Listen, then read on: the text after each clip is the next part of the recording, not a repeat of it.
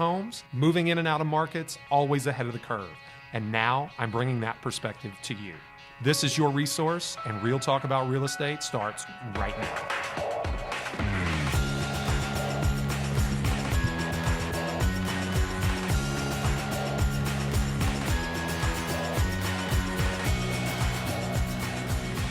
Hey everybody, welcome back to Resource, Real Talk About Louisville Real Estate. I'm Gabe Pruitt, and this week I'm joined again by my co-host Luke Andrews. Luke. Good to be back. Good to have you again. Jay was not feeling well last week, and this week Jay has welcomed his third child into the world, so he is understandably engaged elsewhere. He's a little busy. Just a teensy bit busy. A little busy. But we're really glad that you're back, Luke, and I'm glad that you're here to have this conversation with our guest today. Kristy Dugan is joining us, the team leader of the Move Real Estate Group at Simmons & Realtors, and a local realtor here in Louisville. And today what I want us to talk about is goal setting and planning for 2020. And I know it can seem like that's a little bit early right now, 2020. A lot of us are thinking, there's no way that's something I need to be thinking about right now, but it's really around the corner. And I think, honestly, one of the things I'll hear from both of you is that the time to start planning is not December 15th, it's October 15th, or even sooner, right? Exactly, and that really probably how I'll kick it off here, Kristy, is the ideal time of year for you and your team for when you're evaluating what's going on with 2019 and then how you're planning for 2020. Absolutely. The holiday season tends to be a little bit slower with relative to your pending action and putting things under contract. So it is the perfect time for business planning as well as to create the pipeline that will carry you through 2020. Yeah, so October 1st is when we start our business planning, kicking off the quarter, and I'd say complete business planning with a team half-day training session mid-December. Okay. And then typically, how are you guys doing your planning? Are you planning on paper? Do you do spreadsheets? Is there a specific app or a program that you guys use? We are all on the same CRM. Okay. And we do a lot of our business planning using that CRM because we're able to look at closed transactions. So we start with how did you do this year? Mm-hmm. We look at closed transactions. We look at what activities did you do to generate that business. So we then look at your closing ratios. How many did you put under contract? How many did you list? How many did you actually close? And kind of work it from there. So we use that CRM tool. I think that's fantastic. And actually that makes me very excited because it's, as I mentioned earlier, I'm super spreadsheet nerd. I really just dive into that stuff. So actually taking a look, having the raw data there to see what you did this year, and then how you can use that to better next year. Predict. It's not just a goal-setting exercise, but it's also adjusting our business plan. Absolutely. Looking at what your goals were in 2019, what activities did you do, what were your end results, and then how do we adjust that as a whole for 2020? Yes. I think that's fantastic. That's it. So when we talk about that data, Jay and I have talked in the past a lot about what you should be tracking and what's not important to track, and et cetera, and vice versa. What do you think are the most important things that you do track for your team that are the biggest indicators of what future success will look like? Things they can control. I like that answer. Their activities. Okay. They're very activities. Actually, our business model is one that assumes business is never going to come our way. We're going to create business. Okay. Yeah. So the activities that we track are ones that have a history of creating business. Those activities are staying in contact with our sphere of influence through face-to-face interaction, voice-to-voice interaction, and then touching in different ways.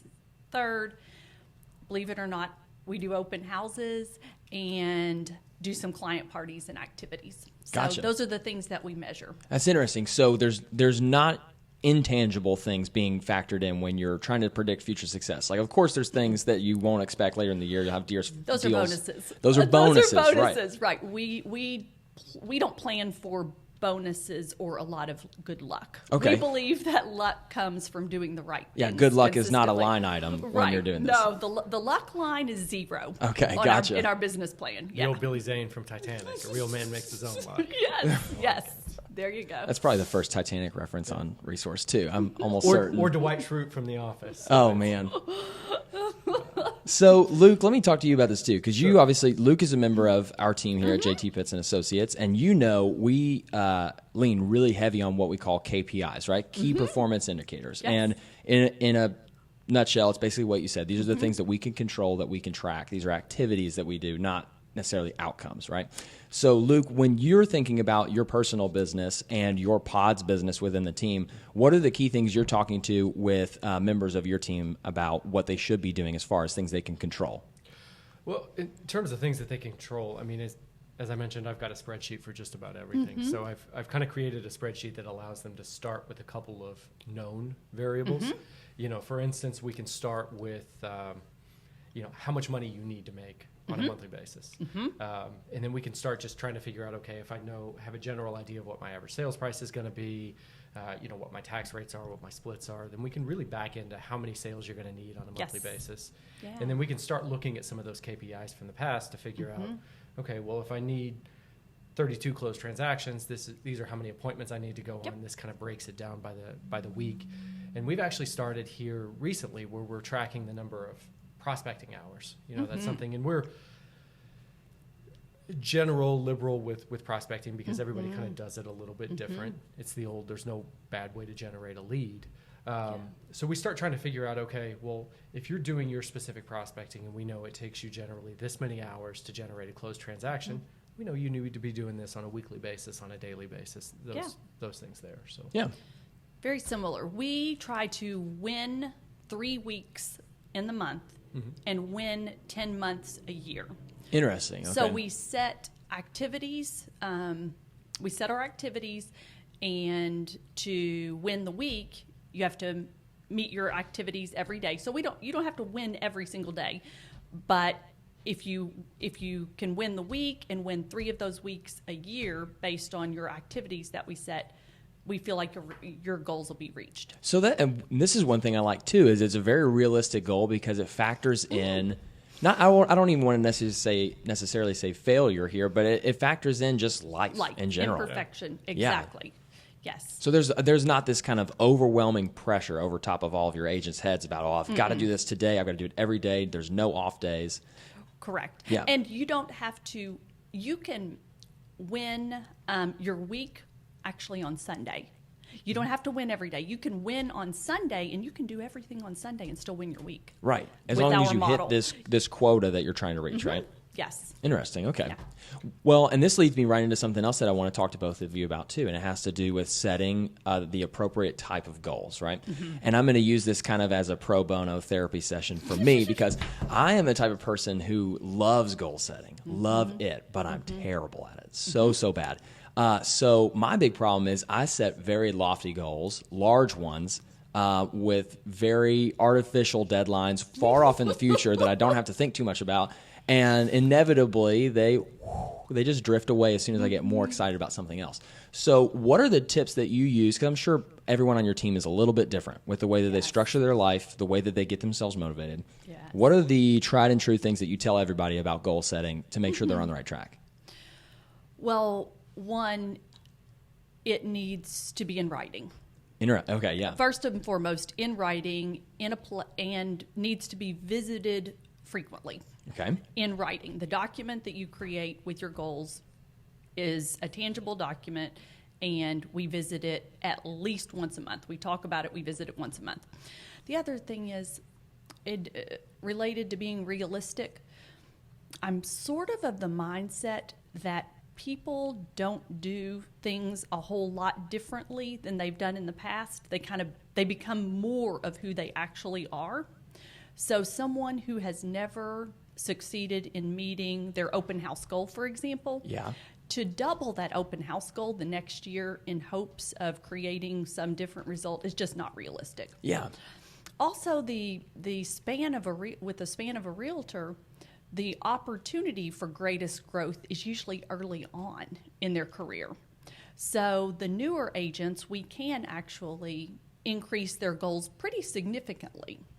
But somebody who's been in the business 4 or 5 or 6 years, to expect to double your business year over year again is not realistic. So we're very realistic about things, both on the micro level as well as the goal level, revisiting the goals, putting it in writing. And lastly, it's not terrible to adjust your goal. It's far more important, in my opinion, to achieve your goal with an adjustment than to fall short year after year. Then it means nothing. Yeah. It never meant anything. And I'm glad you said that, because that's exactly what I was going to ask next, was what was your take on editing a goal? It's fine. Yeah. It's fine. It's not it can be a cop-out, but it doesn't have to be a cop-out. It can be a great strategy to build confidence. Okay, yeah. And I love what you said, too, about, not necessarily turning into a new person, but becoming more of who you actually are. I think a lot of times, especially with long-term goals, it's a really revelatory experience. I think I've learned a lot about myself while trying to achieve goals that probably I never should have set in the first place. They were never really the right goal for me. What are your experiences with that kind of situation, Luke? I've fallen into a lot of those same traps. Where you set this big lofty goal, you've got just these grand expectations, and you can see it, you can visualize it, you can do all these things, but it's so big and so far off in the future that you end up just losing it over time. So I've started kind of breaking mine down into essentially the lowest common denominator, just figuring out, okay, what are just these daily actions that I can take? I've got this big grand goal, and I've got a couple of different ways that I can hit it, some different things I need to do on a regular basis. I've got these strategies in place, but then I've got just small daily actions. Because I'm of the mindset that, kind of as humans, we're very fallible. I mean, it's left to our own devices, we're going to fail 99% of the time. So I don't want to have to spend my day planning, what am I going to do today? Because if I've only got an hour or so to dedicate it, and I spend the first 25, 30 minutes planning, well, 50% of my time's already gone. So I like to have just these small daily actions in place, ready to go, so that I can turn around, I can wake up, and I can say, okay, I'm going to do these 3 things today, and I know that's going to move me towards my larger goal. And that's helped me generate a lot of success in a short amount of time. So it sounds like, Luke, your goal setting strategies, in kind of like in a nutshell, are more granular, right? Like you have more success with the small goals and using those to inform your larger goals. I do, and then it also helps me build momentum as well. I mean, just small wins, like you were talking about. Let's try to win our day so that we can win our week, to win our month, to win our year. Just something that just builds momentum. Because it just gives me the encouragement, it gives me the strength to keep moving forward on a regular basis, and then it just propels me to keep moving forward and keep going after that big goal, seeing that I'm making progress. Kristy, do you feel like that's the same for you, or is it more of a planning out big things like your whole year and working backwards to figure out your small steps first?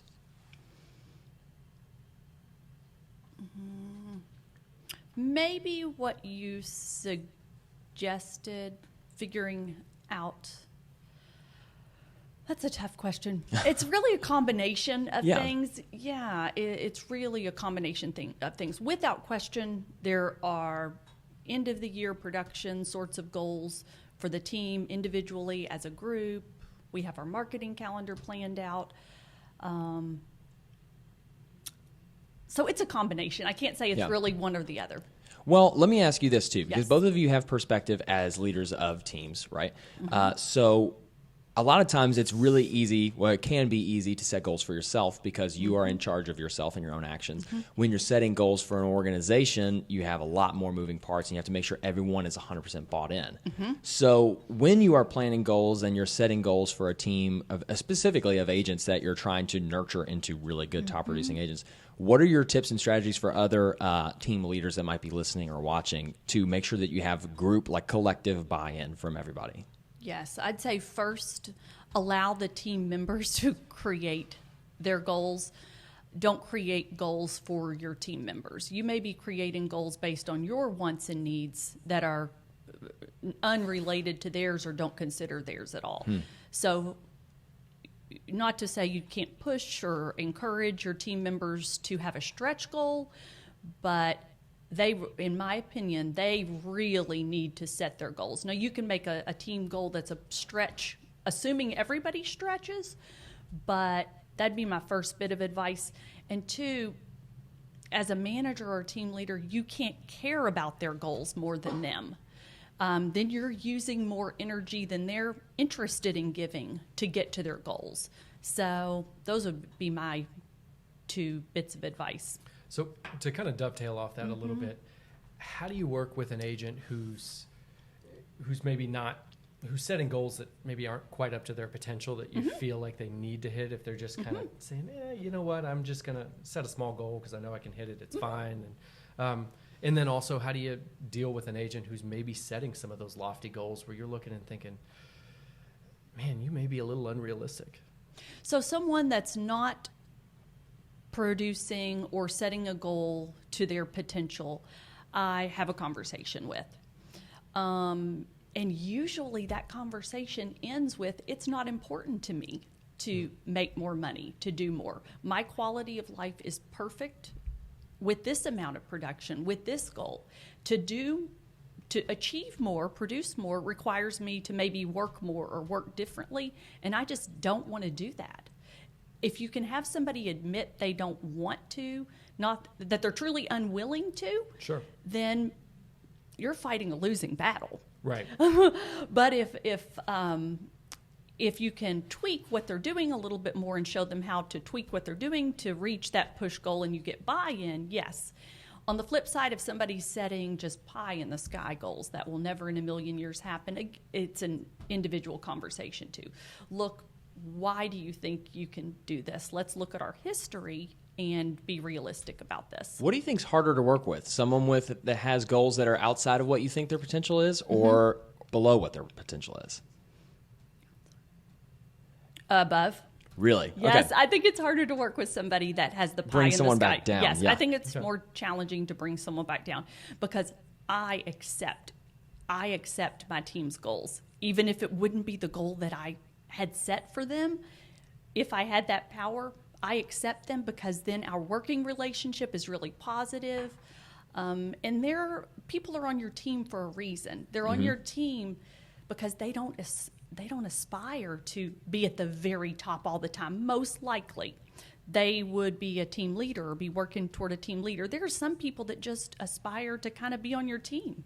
So helping them achieve what they want in real estate as a team leader is what I want to do. So it's not really it's not a one-size-fits-all No. program that you've got. No. And not everybody has to be setting records all the time Correct. either. Yeah. Correct. Yeah. As long as it matches up with their lifestyle and what they're looking at Yeah. personally. And kind of speaking of that, do you as a team leader, do you get involved in helping your team members with their personal goals and not just their business goals as well? Yes, our CRM is a 5-circle model of goal setting, and business is one of the circles. Okay. Yeah, there are 4 other circles that we talk about personal development and goal setting in. Oh, so it's only 20% of your discussion about goals is actually business. That's really interesting. I would say it's probably 60%. I wouldn't say that each circle is weighted equally. Business is 60%. Okay. Yeah, Okay. but there are 4 other circles that my leadership assists them with.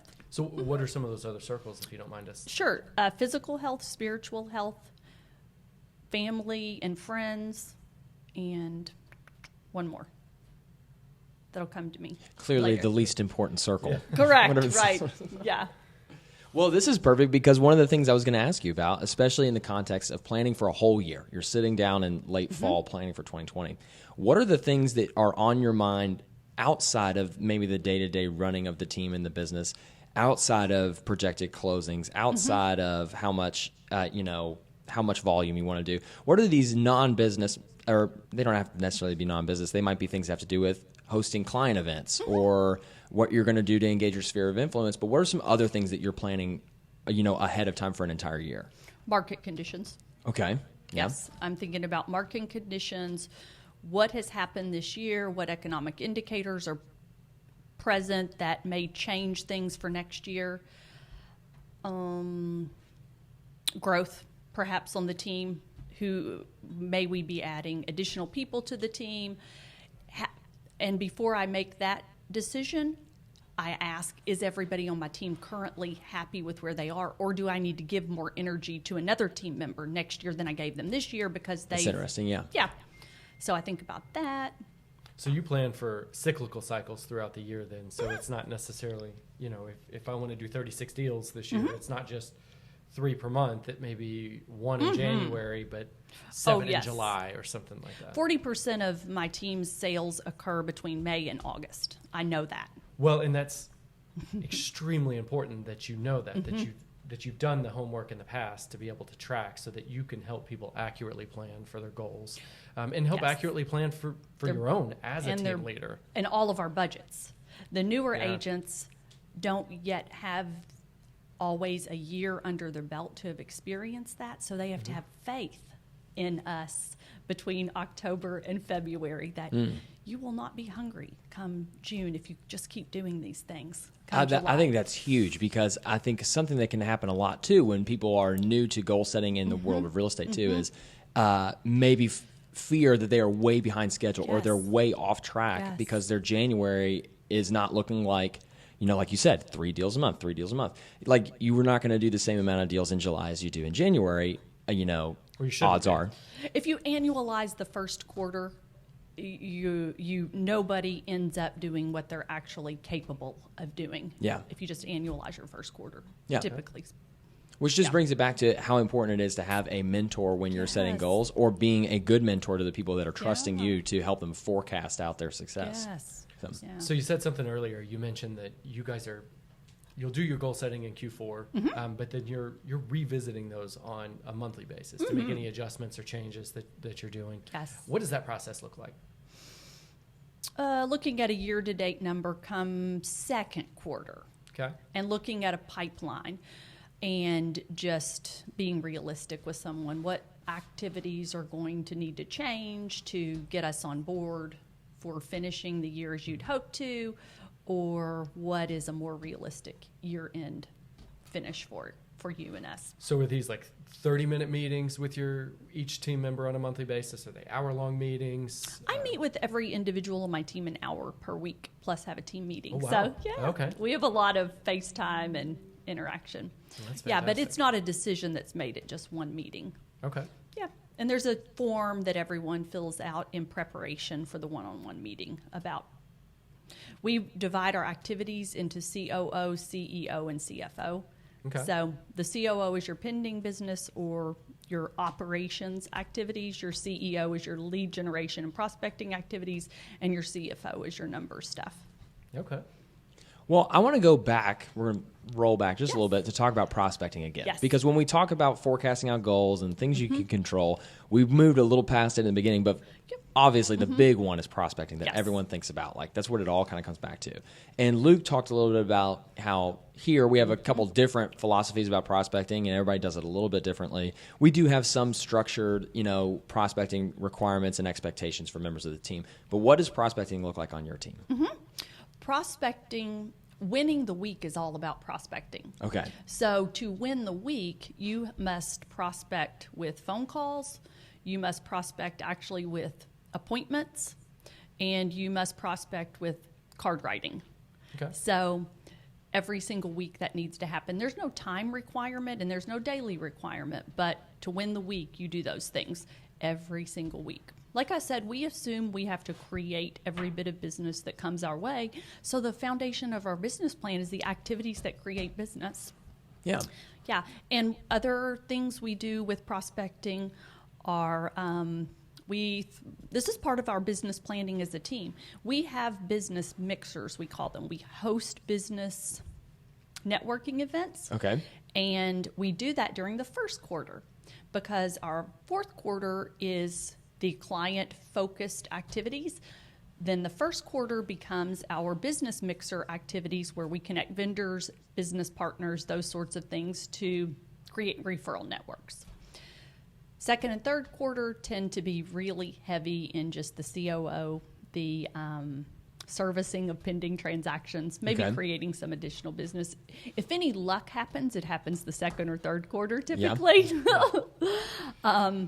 And then the fourth quarter are the client-focused, client thank you prospecting activities. They're thank you events, but they do have a prospecting twist. Okay. Yeah.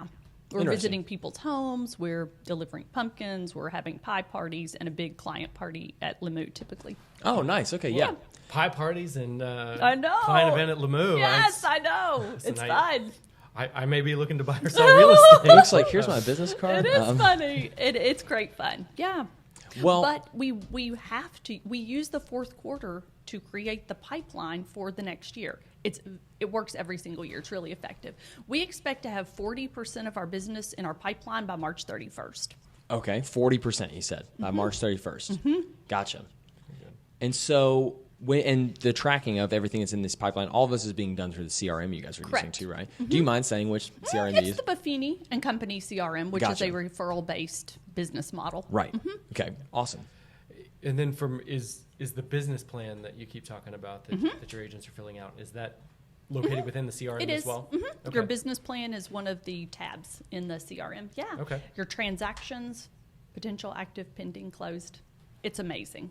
So it all just it just kind of builds on itself. And then, It is the only tool that we use in tracking our prospecting, tracking.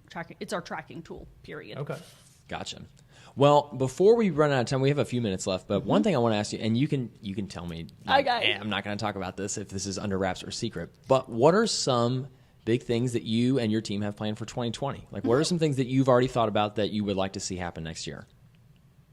Just as an example for someone listening so they can get an idea of what's on your mind this early going into planning next year. I believe in the power of an open house. Okay. And I want a few members of my team to actually do more open houses. I've been in the business since 2011, and I have seen open houses be highly effective, kind of dropped off a little bit. But in the past 12 months, I've seen open houses be highly effective for sellers, the agents hosting them, and the listing agent. Okay. So more of that. And I bring this up also because an open house is an opportunity for the public to interface with an agent. And agents need, in this moment, to be more professional than ever before because of some risks to the industry. So I see the open house as an opportunity to show people attending the professionalism of an agent, the seller, the value of an agent, and then the hosting agent, the opportunity to fish where the fish are in the pond. Yeah. So I think a little focus on open houses that maybe has waned over the past few years on my team. Yeah, that's one thing. I think it's interesting because we've talked about open houses at length. I think we've done an entire episode on open houses before. But Jay and I have talked about how most of the people that you'll hear say, oh, open houses don't work, open houses are just a waste of 2 hours on a Sunday, are the people who also bring a crumpled up sign-in sheet that they Correct. don't make anyone You are sign. correct. And they sit on a folding chair You and are they say, correct. take a look around, let me know when you're done. Yes. So we've talked about, you get out what you put in. So that's really interesting. That's something that you're planning to double down on in 2020. And in addition to all that, I just the opportunity to interface with the public and save the role of the realtor. Sure. In part. So Yeah, that's a great point. Luke, what are some things that you're forecasting out for 2020, whether for yourself or your team or personally, professionally, whatever? Well, I think for us, there's going to be a huge focus on trying to figure out what we do best and try to be as absolutely efficient as Yes. possible. Especially for those agents who are complacent's not the right word, but somewhat complacent in terms of, I know what I'm looking for out of my business. I'm looking to work this many hours a week. I'm fine making this amount of money, and I still have the freedom and flexibility to spend time with my family or Yes. my hobbies or whatever I want to do. So trying to find ways to help them figure out where to be more efficient so that they can still have the freedom, the flexibility, and the time that they're looking for, but be able to bump up that income level a little bit, be able to sell a few more houses in there as well. So we're working on a few of those and trying to tailor things, again, just like you do, Kristy, just not a one-size-fits-all, Yes. but really trying to tailor it to the individual to figure out, okay, this person has a great sphere of influence. Let's really put a lot of focus in here. This other person is great with Zillow leads or sign calls or something like that. Just really trying to figure out where each agent excels and then try to help them double down on that. So, Love it. yeah.